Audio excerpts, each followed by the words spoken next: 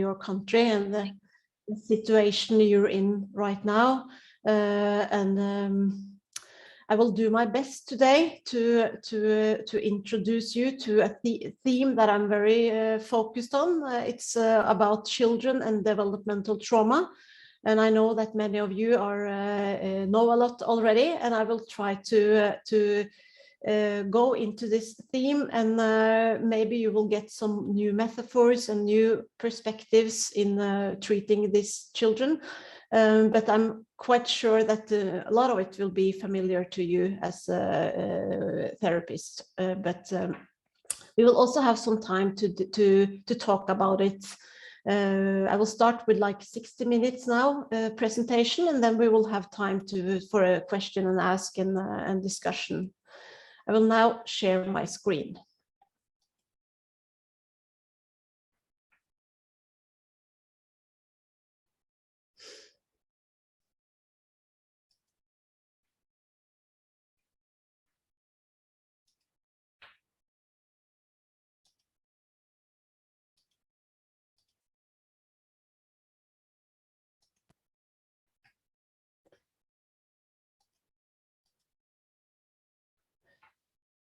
So today I'm going to talk about how trauma and adverse experiences can disrupt development.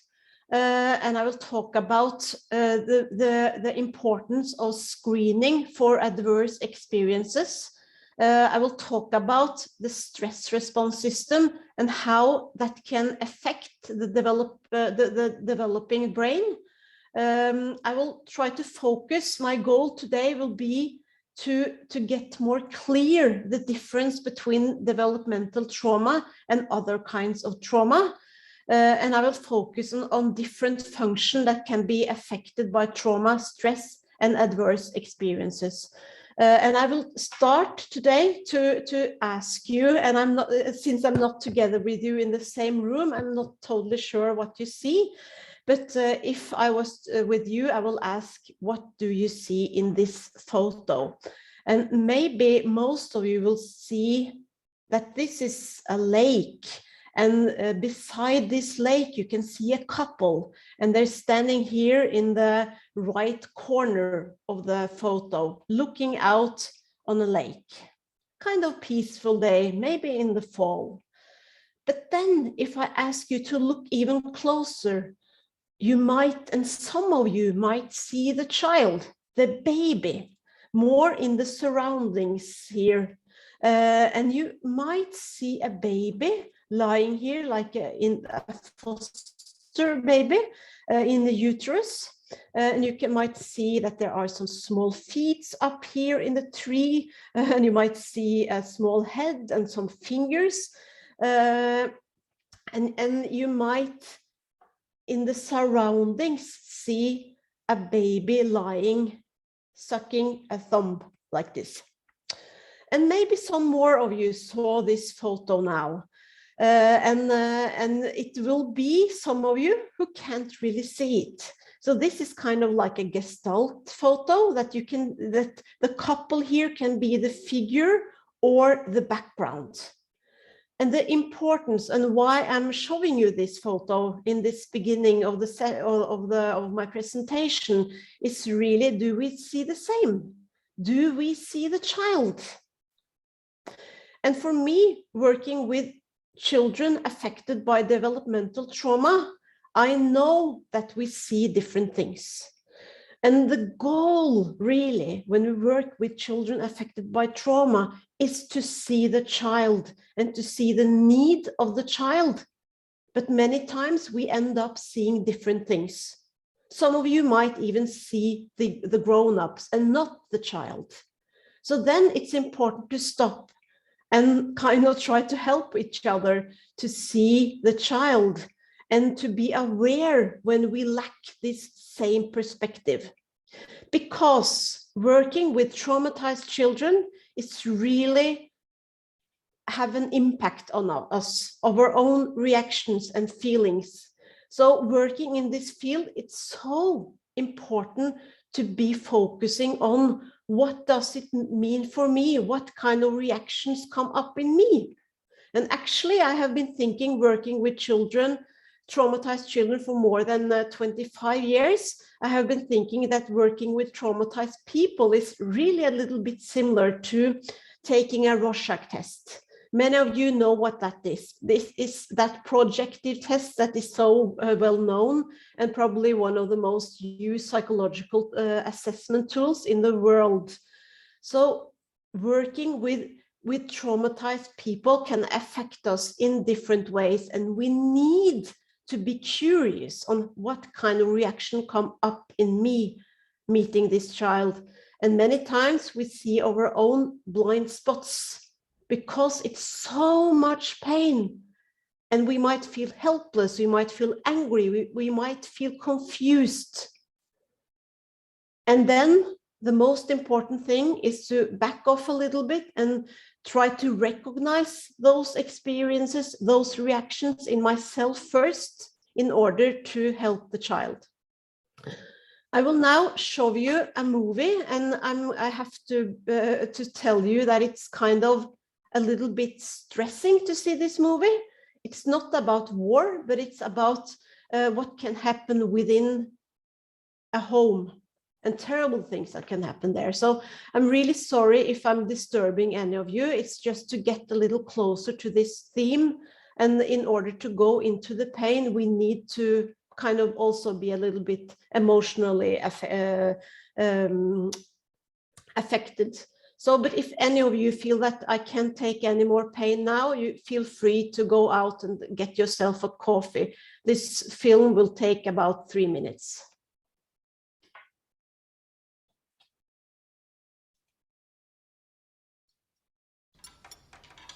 It's a little bit in Norwegian here in the beginning. This boy is living in a foster home. He's about 11 years old. And they're talking about him going to the football match today. Are you looking forward to the football match? He lives in the foster care home.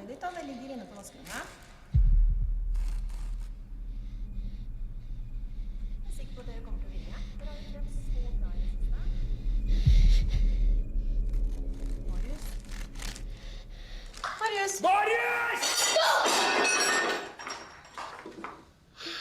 Marius, går det bra? Marius?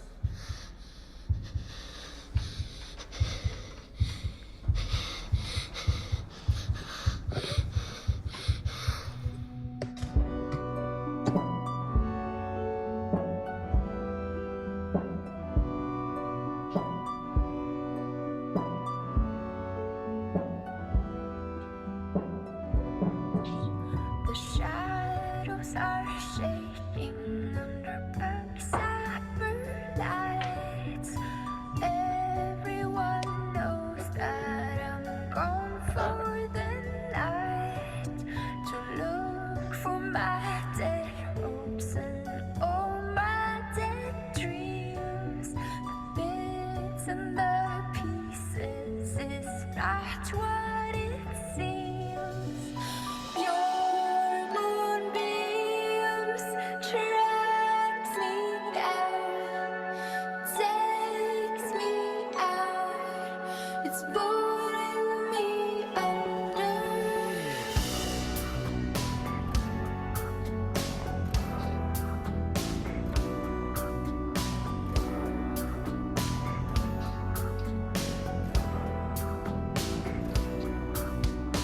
Old wounds cry open with a satchel blade. A medical condition that will never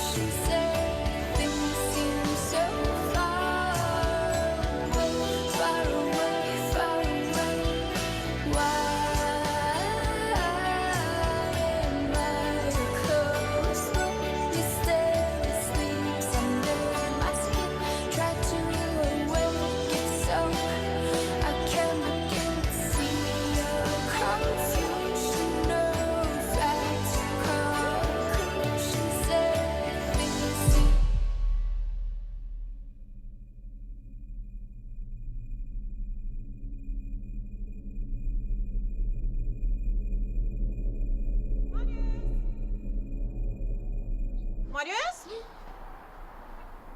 Er du klar til å dra på fotballkamp? Are you ready to go to your football match? She says.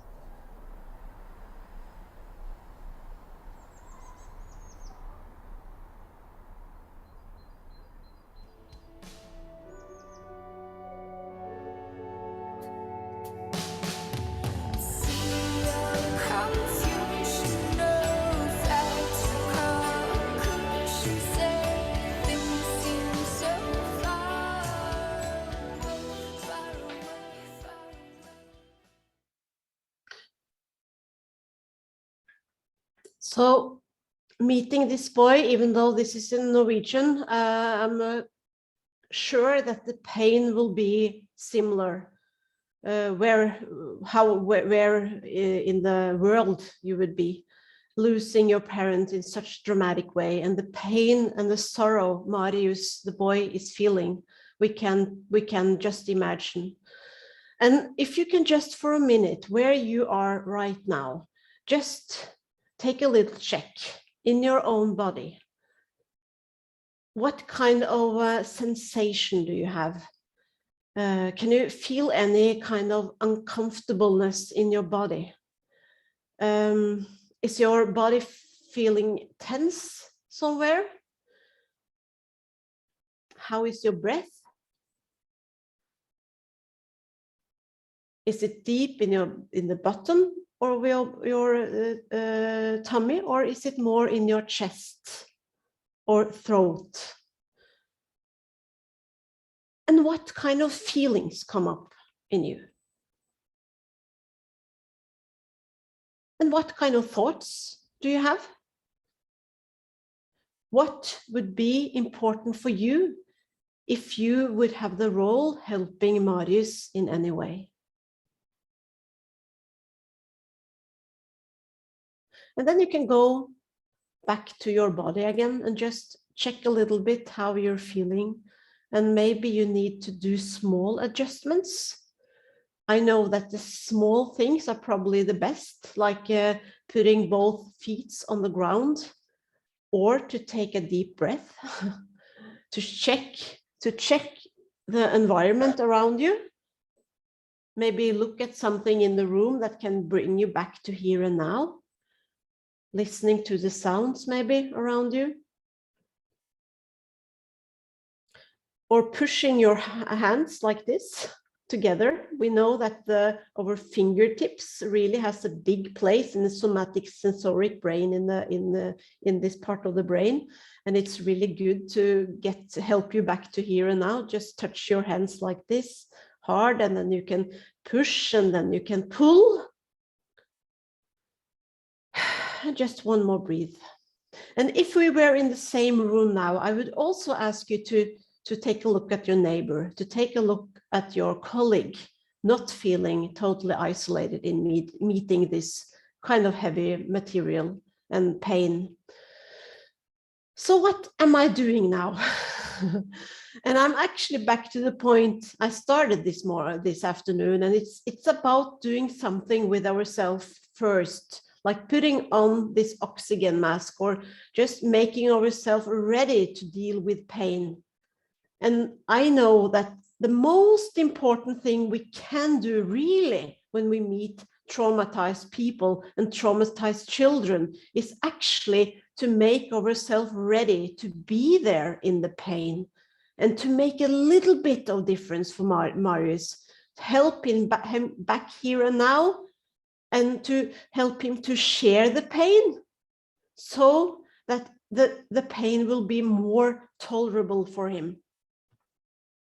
So what we do is actually this principle that I'm mostly focusing on working with these children, using co-regulation. The core concept, co-regulation. That's what we all do as caregivers. When we see a child in some kind of discomfort or in terror, it could be whatever situation. It could be a child that is hungry, a child that is cold, a child that is some kind of pain or in fear. And we will all wake up and we will do things like see, touch, hold, rock. We will use ourselves in a multisensoric, repetitive way and try to calm down the child. And children that get this kind of comfort many times in their young life, they will get this sense that I'm not alone when I have a hard day or when I feel some kind of discomfort. I'm not alone in it. And these children, they will not have stress hormones floating in the brain for a long time. They will be quite fast. The stress curve will calm down and they will feel more comfort. So together with the parent, the stress response will decline. And forward in their life, when they get some kind of discomfort, they will seek other human beings. They will seek the teacher. They will seek a friend and say that I feel bad. Can I talk to you? So co-regulation. And the opposite of co-regulation is co-dysregulation. And that can be the same situation. A child that is maybe in terror, cold, afraid something is going on, could be a sound that is making the child very stressed and afraid. And here the parent or the caregiver doesn't have the same kind of safety. So they might grab, they might plead, they might jiggle, they might shake and yell. And the child get even more afraid when the parent are trying to give the child some comfort. So what happens here is that the child and the parent, the caregiver, will self-soothe. They will not get this rhythmically way of calming down together. The child will self-soothe, finding maybe something to suck on, or they will maybe get milk, or they will even do any self-hurting that might calm the child down, but that will be a learning moment to get other ways of calming yourself down that is not relational. So that's one of the main point here, that these children who get co-dysregulation for a lot in their young life, they will learn how to self-soothe. And when they meet a similar situation where they feel discomfort or terror later in life, they might even feel that relational support is triggering them. So maybe self-harming or milk or even vomiting or having some kind of maybe dissociative experiences where they focus on something in the like a light, or they can go into fantasies, and that can be comforting for them.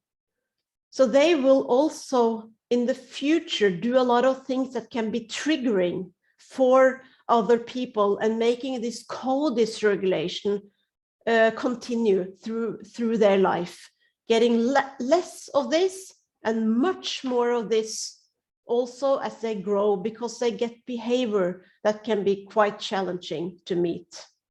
And I will also, talking about developmental today, I need to also really pinpoint the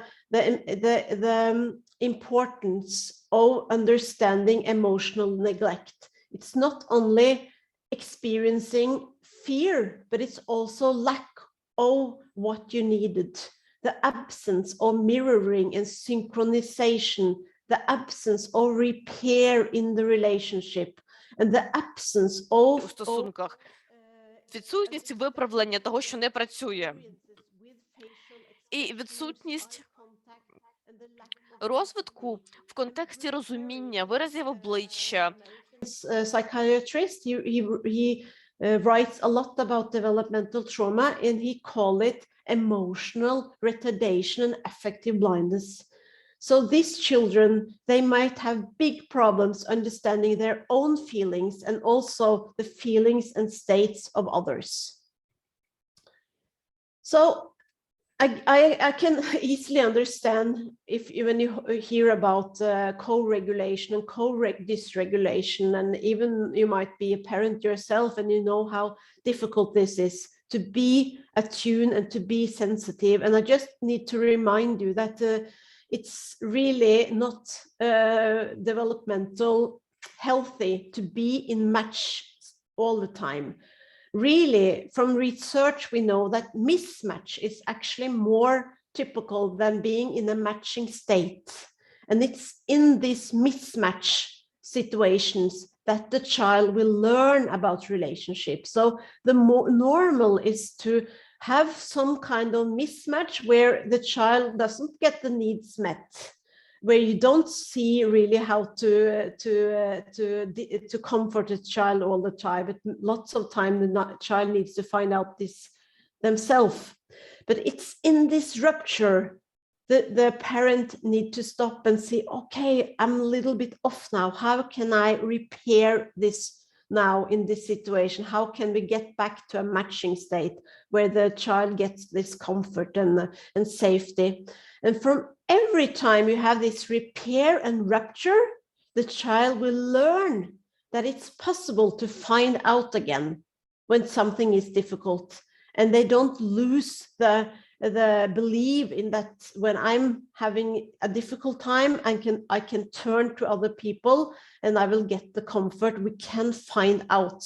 So working with traumatized children and with caregivers, I focus so much on how can we help to repair this relationship. It will be a lot of difficult situations. The caregivers will get into frustration and they might feel really confused. How can I deal with this child? But I will say, don't give up. It's in this rupture state that we can all learn about how to find out and how to repair. That's the most important learning. So what we see has been so challenging is that children that can be really challenging, having behavior that is very difficult to understand and very difficult to meet in a way that can change the interaction. We meet them often with putative and controlling reaction. For example, a child misbehaving in school or in preschool, they will get so much negative feedback from other children and from teachers and from caregivers. We react to pain with pain, so that a child that has been abused or neglected, they will do all they can in order to keep away people that can kind of make the pain come back. So that they protect themselves in so many ways. So it's really, I think, natural for all of us to meet the primal pain with pain. So how can we, in trauma-sensitive care, we focus on how can we kind of change this dysregulation into giving these children new experiences. That's really the goal in this work. Today, we know when it comes to adverse childhood experiences, we know that there are a great relationship between the amount of adverse childhood experiences. So we know that having at least more than 3 and 4 adverse childhood experiences, that's experiencing abuse, neglect, war, it can be being in a hospital, being separated from your parents, having all kinds of adverse experiences will have different kind of impact on the neurodevelopment, which will impact social, emotional, and cognitive function. And we know that there is also increase of health risk behavior, like smoking, drinking, you know, all kinds of things. But even if they're controlling for this, behavior. It's a big connection between the adverse childhood experiences and health problems. So having 4 or more this kind of experiences in childhood, there is a 4-time risk for cancer, a 4 times risk for being sick, like having a heart attack, and 12 times more risk for committing suicide, and 40 times more risk for having psychosis. So it's really like a big connection, and we need to take this seriously in order to help these children to have having a healthy life. So we know today that experiencing, different kind of catastrophes, nature catastrophes can be having impact, of course, on people. But when it comes closer to something done by human beings, it's more adverse. And when it comes to some kind of evil, like war, like we experienced in Norway, attack on this island where 69 young people lost their lives in 2012. So hate, and even this weekend, we had attack in Oslo Centrum during the Pride. And it's so, I already spoke with the young people today after this attack being here in this situation in Oslo. And when you try to understand hate, evil, it's really much more difficult. It's a threat against yourself, a threat against humanity. And the most difficult thing for human beings to deal with is to experience threat from the people, the one you love. So abuse and trauma, and when it's connected to a relationship that you actually should trust and that should protect you, that's the most damaging form of adverse experiences in childhood. So our stress response system is reacting, and in understanding developmental trauma, we need to understand how the stress response system works. The stress response system starts down in the brain, in the lower parts of brain, and it gives information up to the more feeling and memory part of the brain, and then it comes up, transmitted up to the prefrontal cortex, and that's the way the brain processes the stress response, and it needs to happen very fast. And we can call it like some part of the brain is more focused on regulating, like the body regulation, and some part of the brain are more into relation, and some part of brain are more into reasoning and understanding. And we see this main fear response when we get anxious, that we will focus on the fear. The child will stop up, what's happening now? We have this attachment seeking, the parents who will try to protect their children, and the children who will seek their parents in order to be protected.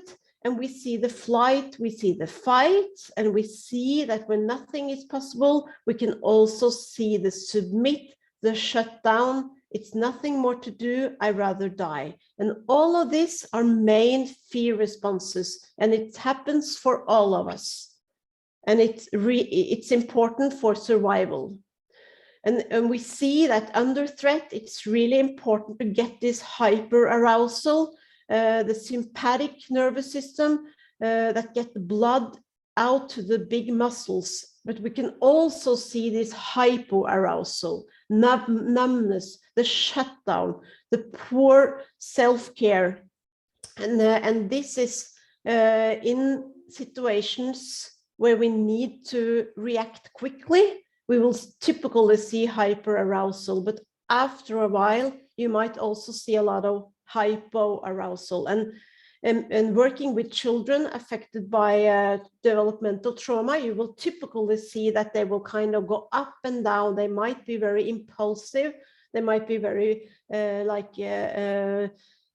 a lot of energy all the time, and then you can suddenly see that they will be numb, they might fall together, and this shifting from hyper to hypo is really difficult to kind of follow, and they can seem depressed, but in the next minute they will be very impulsive. I will not go through everything here when it comes to age-specific reaction. I just want to remind you that stress reaction in children and adolescents will show up in the developmental tasks that the child are working on at this specific time. So babies and toddlers, you will typically see changes in the attachment system. You might see clanging, crying. You might see that they have problems with the regulation, with sleeping, with eating pattern. In preschool children, you will typically see a lot of separation anxiety, food and sleeping problems.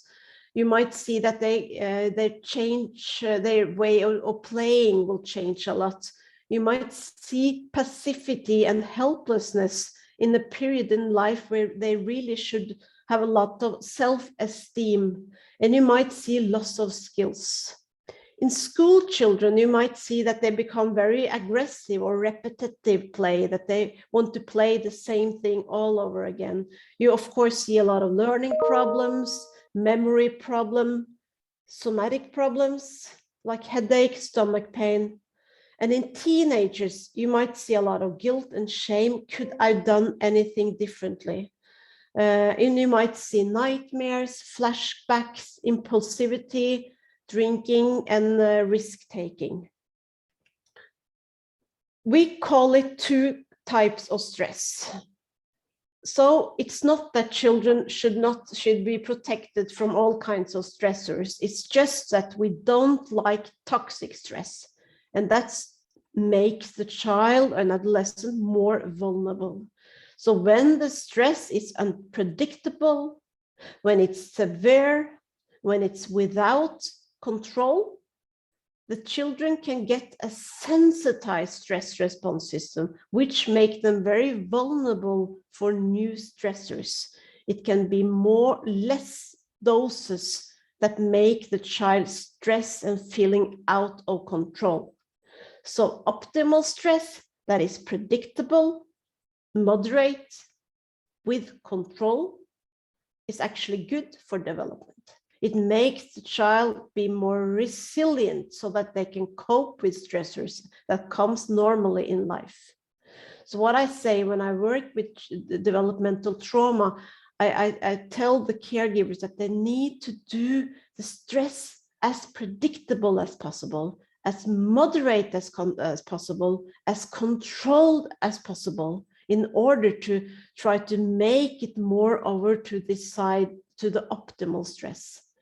Of course, it's not possible all the time when the stress is really toxic, but we can give children a sense of predictability in their daily life, and we can help them to predict and to get meaning and to get this regulation support that are so important to feel, to get back to the state of safety.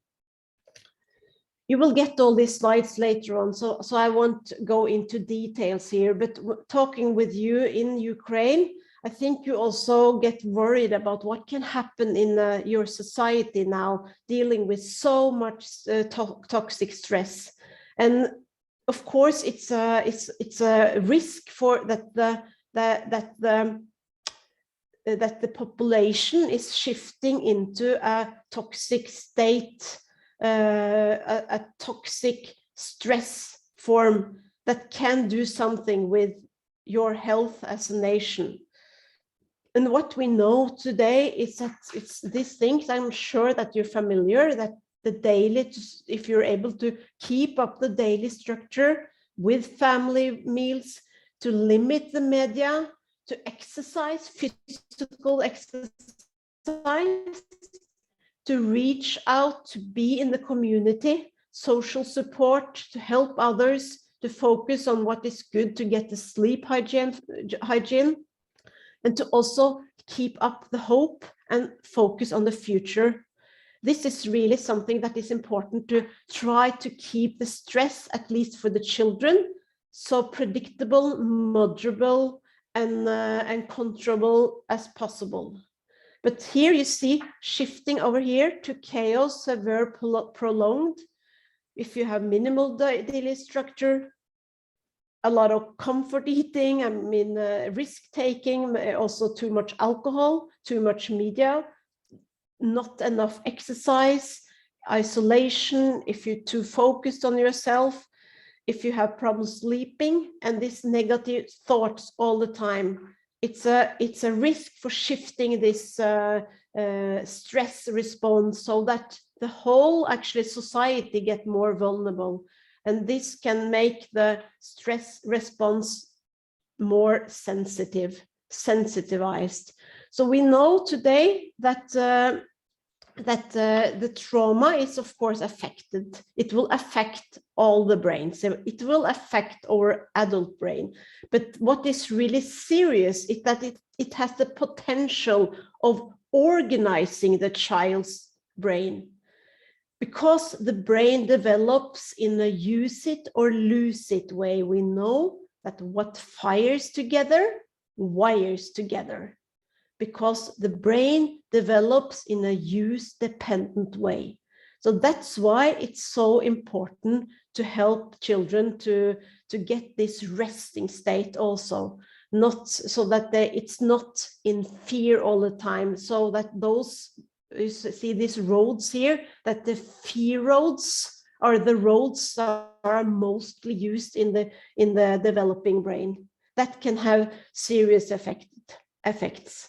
Today we know that traumatic effects combined with lack of relational support, lack of regulational support, co-regulation, leads to a prolonged alarm reaction.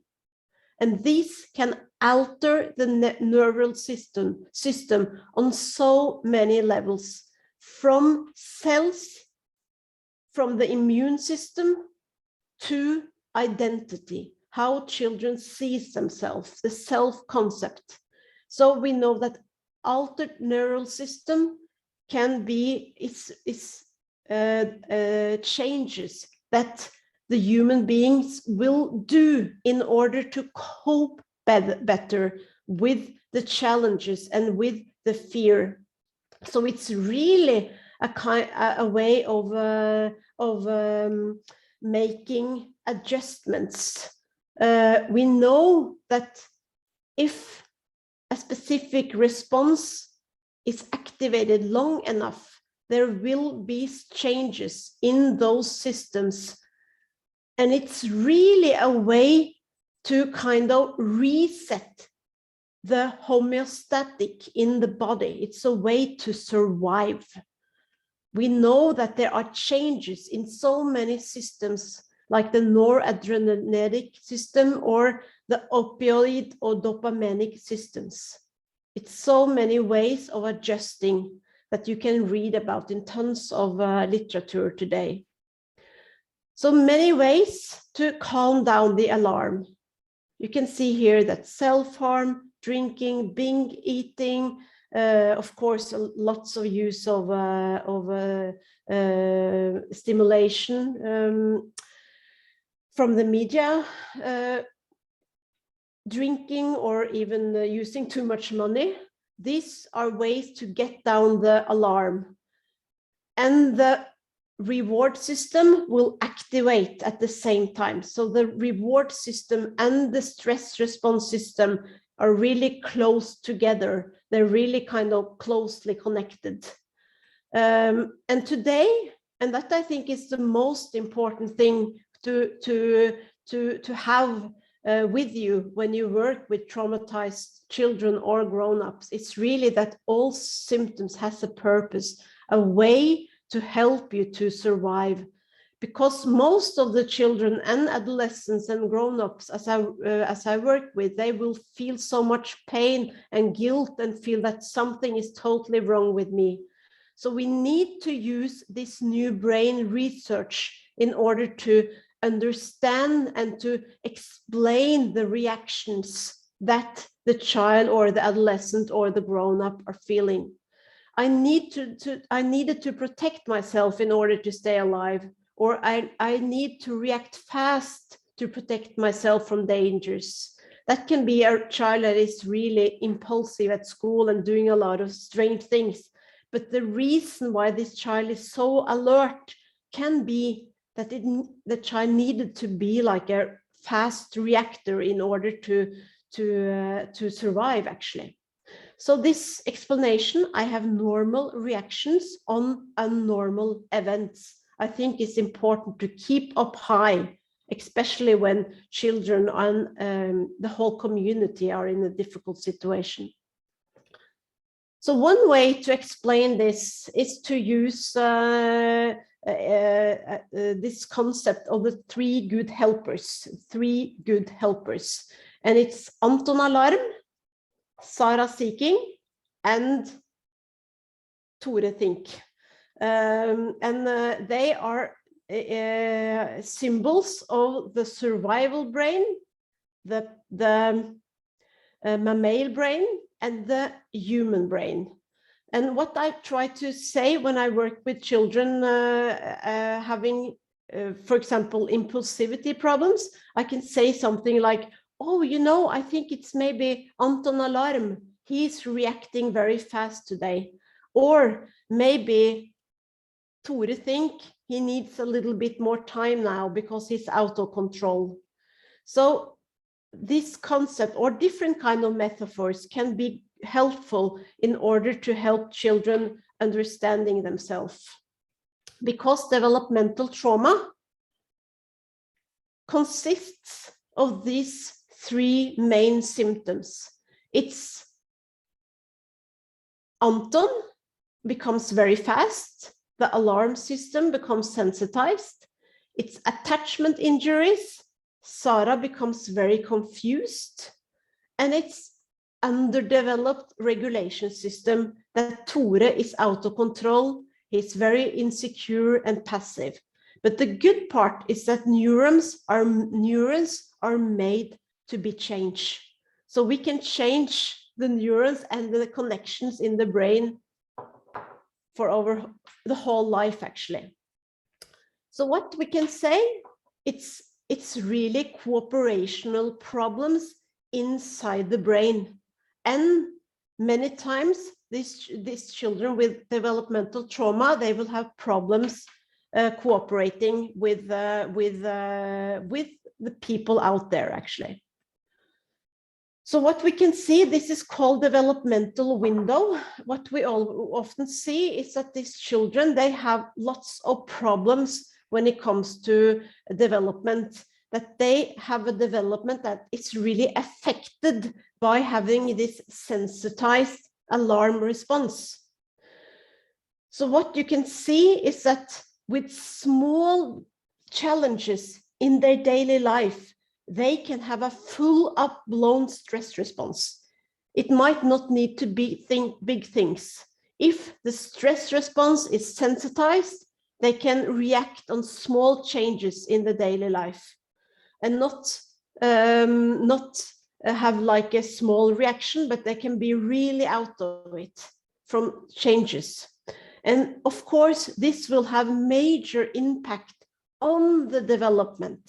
If the children get a sensitized stress response when they're small, and maybe they will get back to a safe kind of state, but they will easily get into this sensitized stress state, and that makes learning new things very difficult, because we know that learning new things, we need to cope with challenges. We need to cope with difficult situations.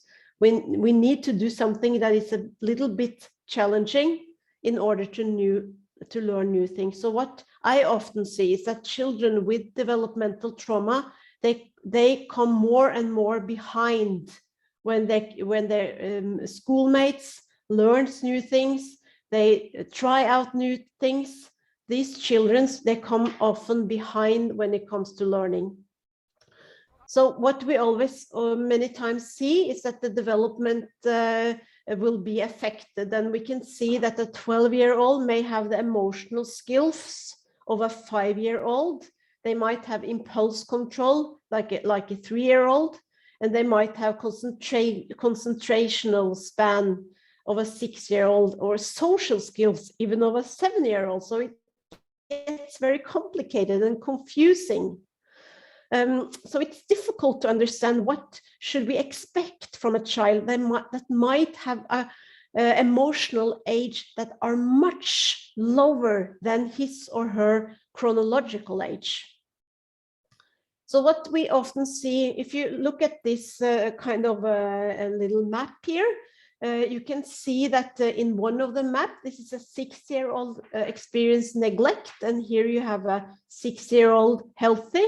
If you have the small squares here are one function developed in place, we see that the 6-year-old with trauma and neglect, they have so little capacity. They lacked so much in their development. So it's important to understand this, because I know that these children with developmental trauma, they will be confronted with tasks and expectation as they would be a 6-year-old with their developmental in place.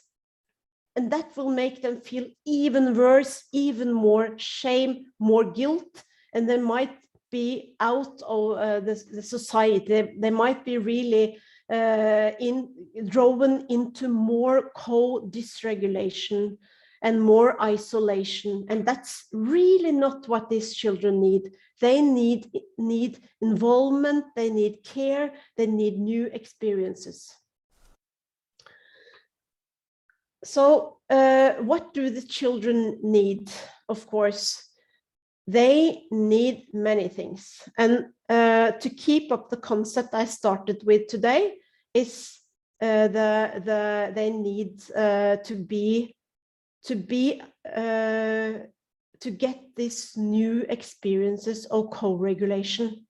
I was thinking here to show you a small video, and you can see here what happens in a child. This could be a typical situation.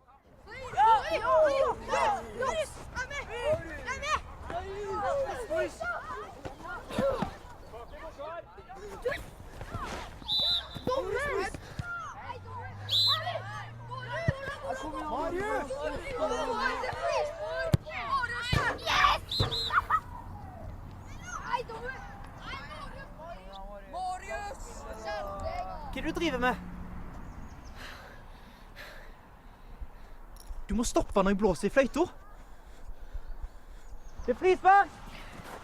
Det var ikke frispark! Drittdommer! He gets mad at the judge. Hva er det som skjer da, Marius?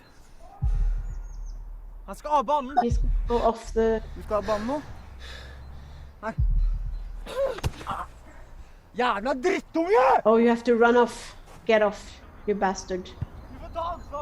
You have to take responsibility for your ability for your child. Marius!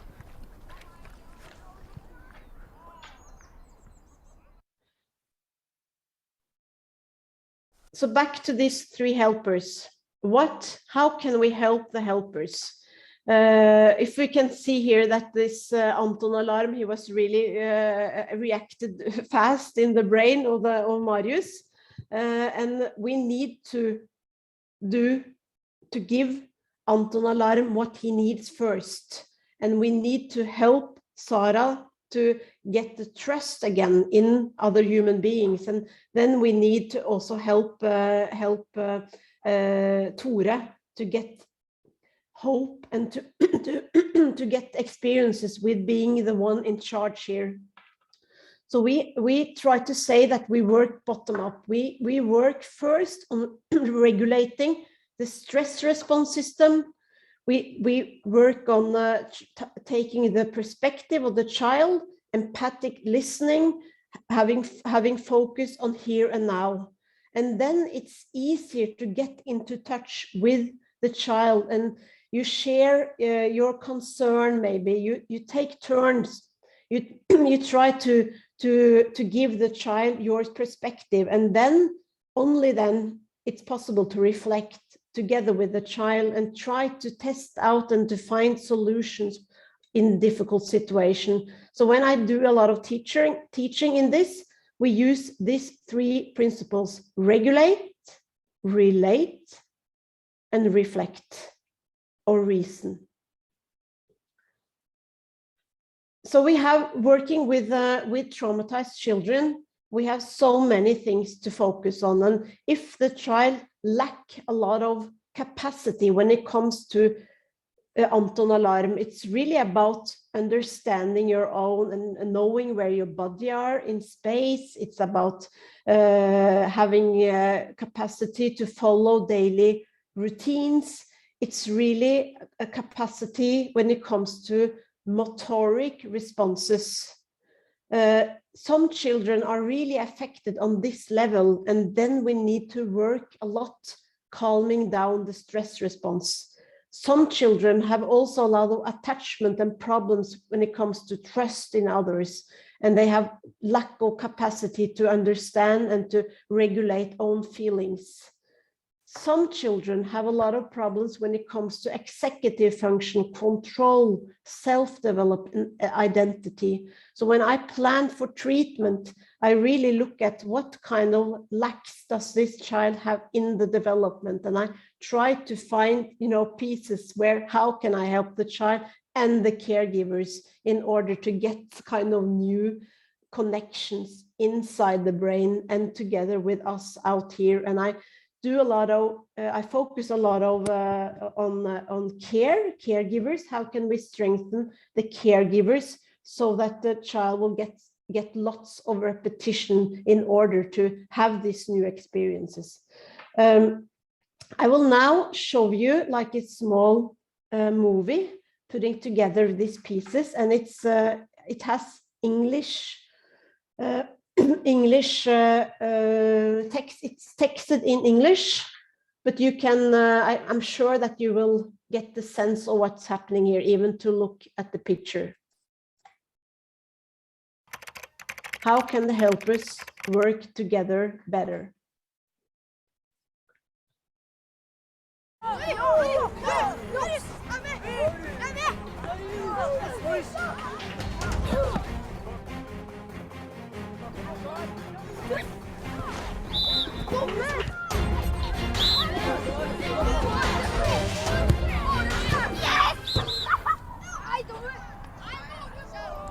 Hva er det du driver med? Du må stoppe når jeg blåser i fløyta. Det er frispark!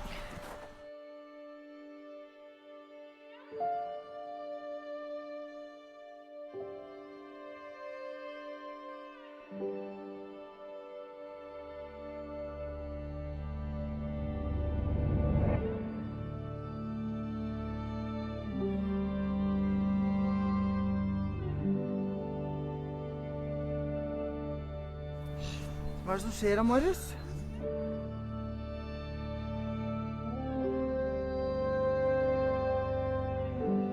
Nå jobber Anton hardt. Han skal av banen. Du skal av banen nå. Her. Marius! Jævla drittunge!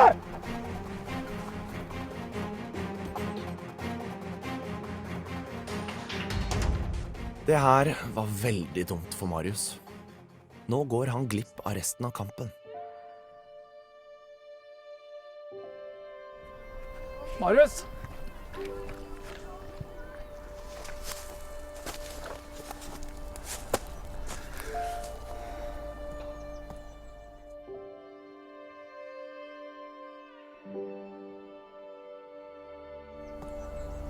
Dette ble veldig vanskelig, Marius.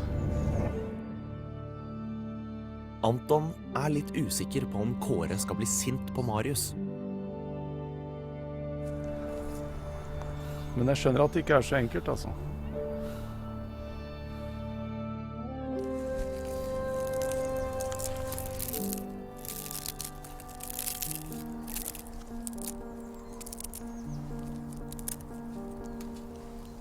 Lukt på denne, Marius. Hva synes du lukter? Skog.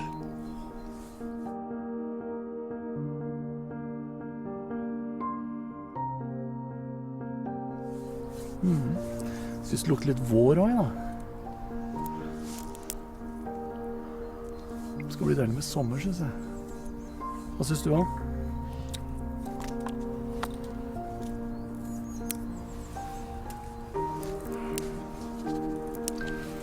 Vil du ha litt superdrikk?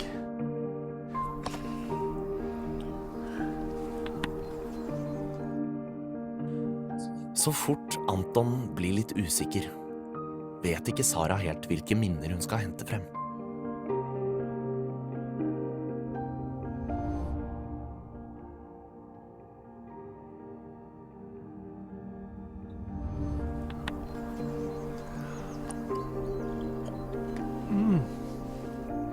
Skikkelig god, altså.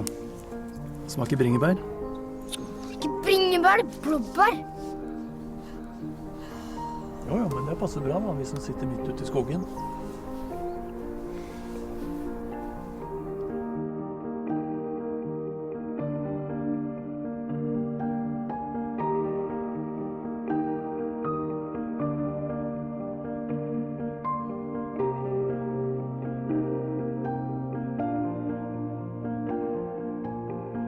Når Anton Alarm er tryggere, kan Sara søke få tak i gode minner.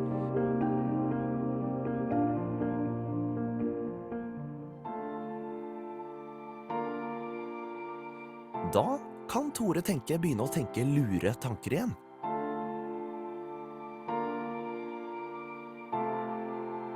Anton øver seg på å ikke gi falsk alarm så ofte. Sara øver seg på å finne frem følelser som passer. Tore får nå beskjeder fra de andre, og øver på å roe dem ned når de ikke trenger å være redde lenger.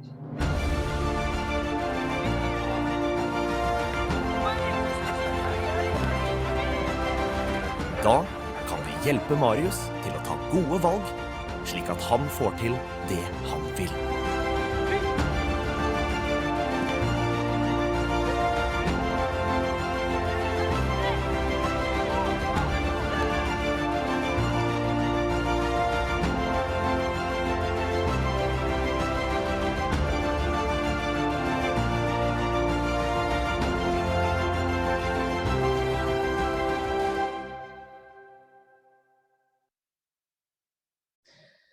So, of course, we could talk about this for hours and for days. It's a very complicated theme we're into now. And I usually have like courses going on over 8 days when it comes to this topic, and still that's not a lot. This is just to summarize, and of course we had needed to go into details here, but just to summarize, what does the helpers on the inside need from us from the outside? Well, Anton, he needs helpers that can be present here and now and safe, so that he can dare to cooperate with the other helpers. Sara needs loving grown-ups to be there so that she can organize her map and get to know the feelings. Tore needs to know what and why things are happening. He needs hope that things can be okay. So I will just show you this again, that you see here, that and I'm sure that these themes are in focus when you plan for your therapy as CBT therapists. Many of these themes are relevant here. And when it comes to developmental trauma, I think that treatment is, of course, many times necessary, but we receive best results if we're able to integrate it in the daily life. If we're able to have like learning, like many repetitions, little bit like learning peekaboo actually. The child needs to learn it in many different ways, repetitive, many ways, so that the child will gradually learn to control the process and learn to build up new skills, because it's not so much only fear, but it's also a lot of capacity that are lacking. So with this ending note, I will open up for a conversation with you, and please feel free to ask me different questions and reflect. And I hope that we're able to use this last half an hour to focus on what is important for you today.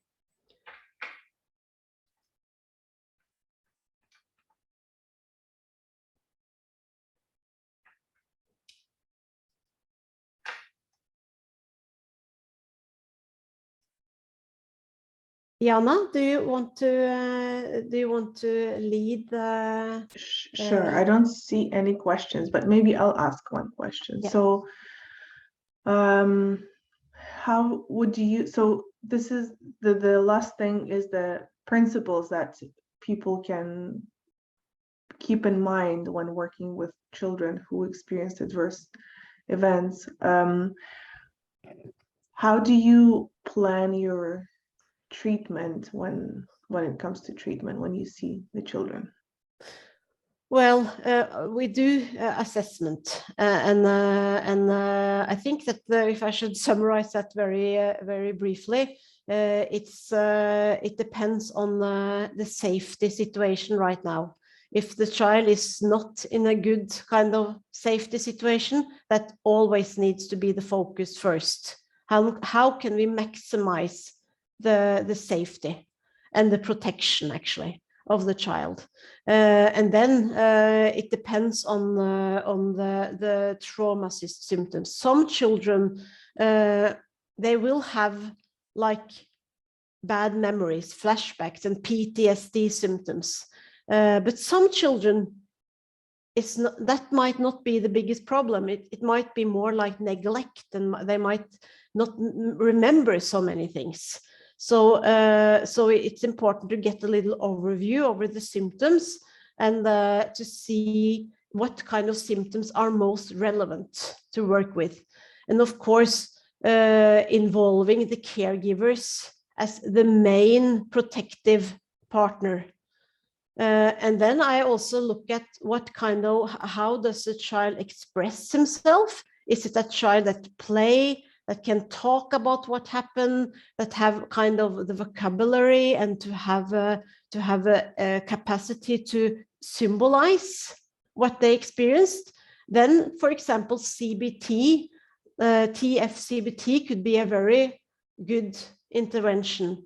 But sometimes the trauma is more in the body, and the child doesn't have capacity to symbolize and to have the patience to wait for the psychoeducation, and then maybe more play therapy or body-based treatment is more relevant, or even only working through the caregivers. So it's based on, of course, assessment of symptoms, but also of development, and on how the child express, and how they cooperate, and how if they're able to come into a playroom at all. That depends a lot. Yeah. So a follow-up question, because we spoke about this when we met before this webinar. So I'm sure a lot of us, or most of us, are probably familiar with trauma-focused CBT interventions, but maybe not everyone is familiar with body work. So do you mind sharing some of the main techniques that you do in terms of body when children are not able to formulate a story, don't have the vocabulary, or because of the developmental stage, or because of the trauma situation? So what do you do? How do you work with body? Well, then I have actually a playroom where we have different kind of equipment so that they can play, and they can do tumbling, and they can do doing a lot of balance training, and they can actually use different equipments, and we work through the body. And we from that perspective, we think that Anton Alarm, he knows a little bit what he needs. So if we can kind of calm down the stress response system, letting the child regulate the body, because all of us actually, we do a lot of sensory seeking and sensory avoidance. So if a child, for example, you can think of a child that is really want to do tumbling all the time, or they want to jump up and down. Sometimes I can use a trampoline and they can jump up and down, and while they're jumping, they can also be, it's more easy to get in contact with me. I see that through, for example, throwing a ball back and forth, we can kind of build up a rhythm going on. And through this rhythm, it's more easy also to talk about difficult themes. So in this playroom, I, for example, have a swing, and only having a swing in the room that the child or the adolescent can sit on will give the body a little bit like rhythm that can help the child to be better in contact with me, and also more cognitive available. So I have the same principle. I kind of give the child something to regulate with. And that could be like, it could be jumping, it could be spinning around, it could be hiding in a corner, building up some protection with the walls, or having a tent that the child can sit inside. And then we can start to have this parallel or having this conversation going on. So first regulate, then relate, then reason. So working with Anton Alarm, it's not so many words. You need to focus more on how are you together with the child in the room. You work on distance. Can we sit face to face, or shall I kind of sit in parallel ways? Parallel sitting and parallel play are much more easy than this more confronting, you know, I'm teaching you something today, like the very psychoeducative part that can be difficult for some children. So there are tons of opportunities if you really believe that the child knows a little bit what they want, and you use the body as a regulating tool in order to come into contact.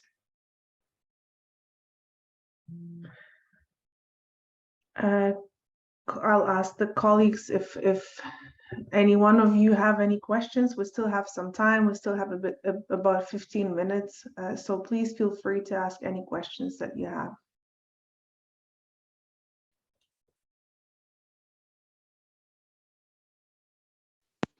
Можливо, не питання. Maybe it's not really a question. Hello, everyone.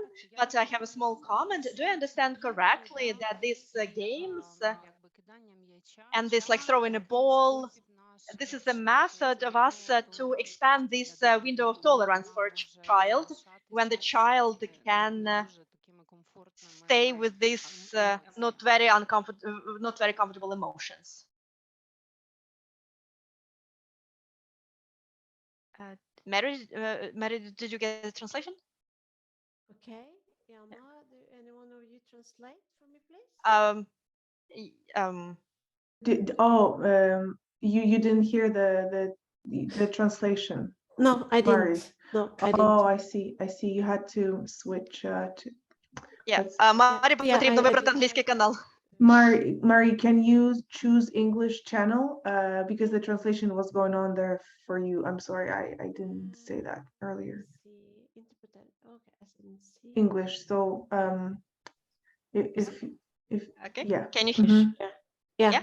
Can you hear me now? Yes, I can. Okay. Sorry, Okay. So the question is, do I understand correctly that these games that we are using about throwing a ball, so this is our attempt to expand this window of tolerance and allowing the child like to be with these not very comfortable emotions? Yes.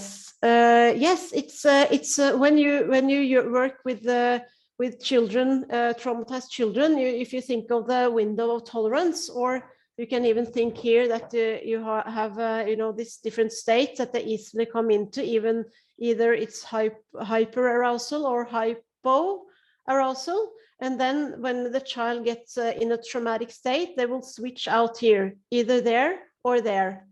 And and then if you know how the child regulate themselves bodily, you can use these tools like throwing a ball back and forth.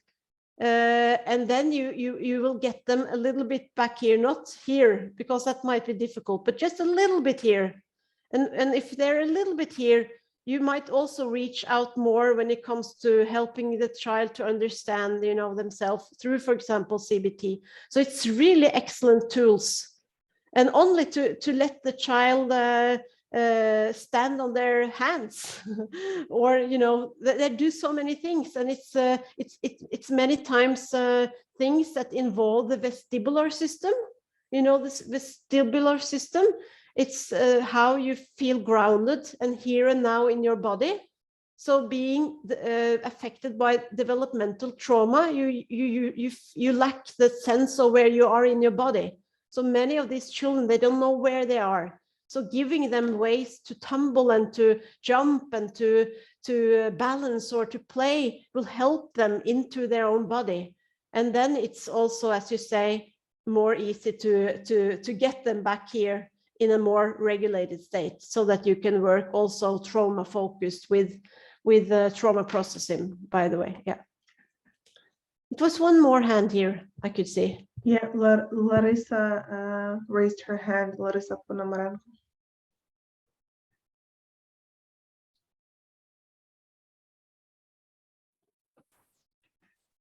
Я хотела, спасибо большое, Thank Мари. you very much, Mary, for your story. I wanted to ask if you have any recommendations about working with children who have unprocessed developmental trauma, because sheer understanding that it happened is not enough. Yes, and what age does this person have? What age? Is it a young child Ну, or любого, это может быть 18-19 It can лет. be any kind of person, can be a grown-up person, they can be 18, 19, 30, they just had developmental trauma when they were children. Yeah, so I think that it's, of course, it's a very complicated work usually, and I think that it is good to use this knowledge that we have now, that all symptoms has a purpose. So that's really my main entrance always, that what you do has been important for survival. And Anton Alarm, he really needed you to protect him or her. So all kinds of symptoms. It could be that you are seeking risk situations, for example, ending into new destructive relationships. So just to start with this, you know, you had a good reason for this. And then I will actually try to hold on this a little bit, feel, you know, where you are now, and try to help the person to be a little bit more comfortable being here, and to orient to the senses, through the senses, being more here and now. And many times it's a lot of emotion that has been, you know, neglected, or not even, the child didn't even know that they had this kind of feelings of sorrow, anger, fear. So you need to get more familiar with those feelings, and methods that can also bring in the body. It could be EMDR, it could be more, you know, sensory motoric work. Pat Ogden, she has lots of literature, and Peter Levine. So we have these body-based treatment forms. So words are not always enough. It's important though, and it can be helpful, but to help the body to understand that it's not happening today, it's really something that many people work on for, you know, their whole life. It's really, so it's important to also be I think to be patient and to know that the trauma can come up in new ways. So when I work with children affected by developmental trauma, I think for me it's important to help them to start the process of processing what happened and what they experienced in life when it comes to abuse or terrible things that they experienced. But I seldom have the goal that this will be done by me or in this year, because those things are really so kind of deep in your soul, and it's in the back of the brain, these automatic responses. So, but it's important to learn that it's possible to work with these things, and it's not only you that have been the fault here. We know today much more about development and about the brain, and we have tools to help you. It's not, I think it's also important to not, at least it has been very important for me. I've been working in this field for more than 25 years, and I haven't stuck to one method. It's been important for me to search for different tools, different angles, because TFCBT can be very good with some, but not with others if they don't have the words. So I try to just be curious and to be actually creative, also very creative in my therapeutic work, in order to find a good fit for this person. And I have to admit that I do a lot of mixture between methods to fit this person the best way I can. I try to learn one tool like TFCBT, EMDR, sensory motoric treatment, and then I learn it, how to do it. And when I meet clients, I do a lot of mixture in order to do the best fit as I can. So I felt many times that I've been wrong doing this, but I also felt so many times that I have been losing a patient if I'm too focused on one method, that I can see that my adolescent in the front of me is thinking of something else while I'm doing psychoeducation. So then I just have to sit and I have to use my therapeutic skills, and that's more intuitive. And I need to get back my mirror neurons, and I have to be here and now and allow myself to be creative. And then I think many things can happen. Jana? Yes, I thank you for your input. It's very interesting. I also wanted to say, that what's scary, about what's going on in Ukraine is also that this, like you said, there you had a quote that trauma affects all brains, but trauma also alters children's brains. It shapes it, right? So and that's the scary part, because we understand that it's for generations to come. So my question is, from the most recent research, is it possible to reverse all the damage that's done to children during the developmental phase, like the immune system, all the others, like, okay, maybe we can calm down the automatic response system and maybe heal the trauma or process the trauma. But what about other systems? What do we know from research, if you know anything? Well, we know, we don't know so much yet. I think we don't know, but there are, I think we should keep on the hope, and we know that what we know, and that is that what children need mostly is still, that what I put up in the beginning. It's still the grown-ups. It's the calm brain. They need to have grown-ups that can be there and can tolerate and can be how to say, to also take in what the children are experiencing. I know from my work before, when I worked in war zones, that I guess you already have that experience, that the caregivers, they can't really take in that the kids get so much that they hear so much, that they experience so much, because they want to protect, of course, their children, and helping the children to get meaning, and to even though it's terrible, they're not alone in it. And that we know, that only holding a hand, you know, getting the song, getting back the rhythm in the day, you know, all things that we know in this field will calm down the brain so that they're not in the fear all the time. And that's possible, I think, even in war zones. And we know it from the World War II too, where they fled to the, you know, the families that fled away from London, and that the children who were separated from their parents, even though it was the best intention to send the children back out of the city, they had less good health than the children that were stuck in the city together in the bomb rooms with their parents, and that we know.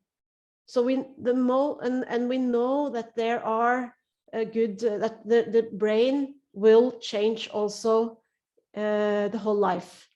So even though there are experiences during childhood, it's possible to heal. I believe that, but I think we need to be patient. And I think we need to be aware and to keep up what we know is important. Physical exercise, the child show you something through the play. Be curious on the child, what the child needs now. Use the play, the natural play, and to keep up the social work, the social community-based. Help the parents are usually the best way to help the children. So how to give him some breaks, you know. And kids are actually, and we know that, since they have the play, and then they can't be in fear all the time. They take the breaks, and I think I heard so many good stories from what you're doing also, to give the break in the daily life. It's so important. Through the body, through the, you know, small breaks, and keep up as much as possible the daily structure. Maybe just one last thing. I see that we have 2 more minutes. Yeah. But do you, because a lot of the people are spread out now abroad, different parts of Ukraine, so access to psychological help is challenged.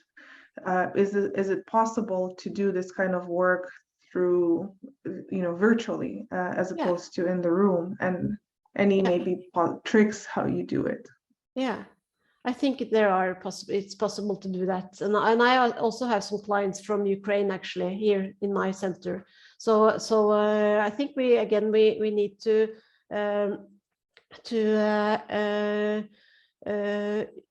adapt our techniques. But I had like this method actually a few days ago, where we had this, you know, changing the flashback memory. You know, they put it in the frame. Do you know that technique? That you kind of put it into the frame, and you try to change color, and you try to imagine that it's a telephone, or it's a TV screen. But you need to kind of check, are you with me? And you can even do like exercises, you know, and talking about what kind of apartment do you have, how can the child play there, and how can you find like a small comforting area where the child can kind of be.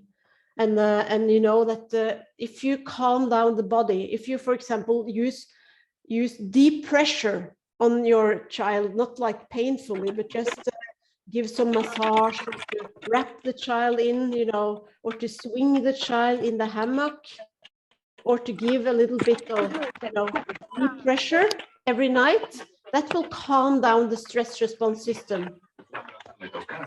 So you can, you know, also show some techniques like this butterfly hug. Maybe some of you know it, like this. It's okay now. It will tell the body that it's okay, you know. You can sit here. So if I, for example, do like this, I will just ask the client to test it out together with me.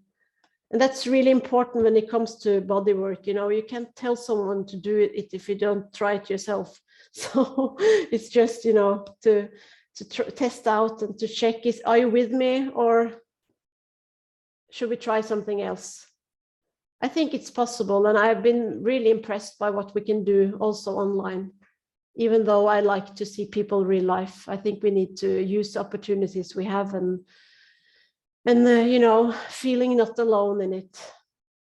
I think that we know. We need to, even though this is a very complicated field, I think that we can put it down to simple principles like regulate, relate, reason, in that order.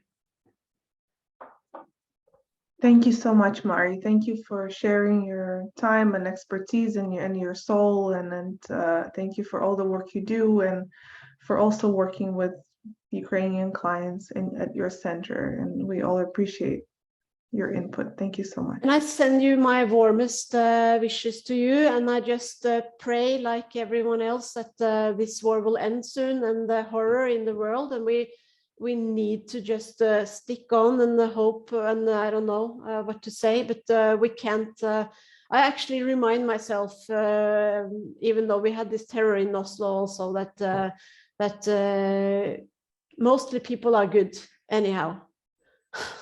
Yeah. We need to believe that, and we need to keep that hope strong, and at least for the next generation growing up. I think trauma work for me is trying to expand the sense of safety and protection for the children within a frame of yes, actually protection and hope. Protection and hope.